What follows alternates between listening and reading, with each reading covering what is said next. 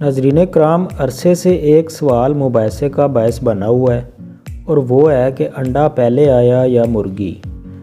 ناظرین، اب تک اس کا حتمی اور ٹھوس جواب تو سامنے نہیں آیا، مگر سائنس کی اس بارے میں کیا رائے ہے وہ میں آج ضرور بتاؤں گا۔ ویڈیو میں آگے بڑھنے سے پہلے آپ لوگوں سے گزارش ہے کہ میرے اس یوٹیوب چینل کو سبسکرائب کر دیں تاکہ میری حوصلہ افزائی ہو۔ ویڈیو پسند آنے کی صورت میں اپنے دوستوں کو لازمی شیئر کریں۔ ناظرین کرام، ویسے تو یہ ایک عجیب معاملہ ہے، یہاں تک کہ قدیم یونانی فلسفی پلوٹارک نے اس کا جواب یہ دیا تھا کہ دونوں ہی پہلے آئے تھے، یعنی کہ مرغی بھی پہلے آئی تھی اور انڈا بھی پہلے آیا تھا۔ اب اس جواب سے کس کو اطمینان ہو سکتا ہے؟ اور اگر آپ کو بھی یہ سوال پریشان کرتا ہے تو اس کا جواب ایک دلچسپ ویڈیو میں کچھ عرصے قبل دیا گیا تھا۔ ناظرین، اس ویڈیو کے مطابق بہت پرانے زمانے میں مرغی نام کا پرندہ تو موجود نہیں تھا، مگر اس سے ملتا جلتا ایک پرندہ ضرور تھا جو جینیاتی طور پر تو مرغی کے قریب تھا مگر مکمل طور پر مرغی نہیں تھا۔ ناظرین، اس پرندے کو پروٹو چکن کا نام دیا گیا ہے۔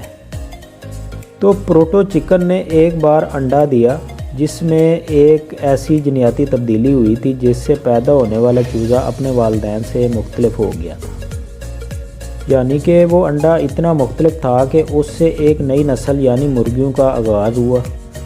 تو پہلے انڈا آیا یا مرغی؟ تو اس کا جواب یہ ہے کہ انڈا پہلے آیا اور پھر مرغی آئی۔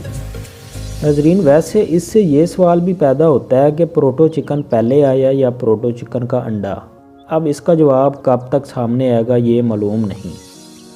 ویسے ایک تحقیق کے مطابق پروٹو چکن نامی یہ پرندہ جنوب مشرقی ایشیا کے جنگلات سے تعلق رکھتا تھا اور اسے انسانوں نے پالنا شروع کیا تھا، جس سے ممکنہ طور پر اس میں جینیاتی تبدیلیاں آئیں۔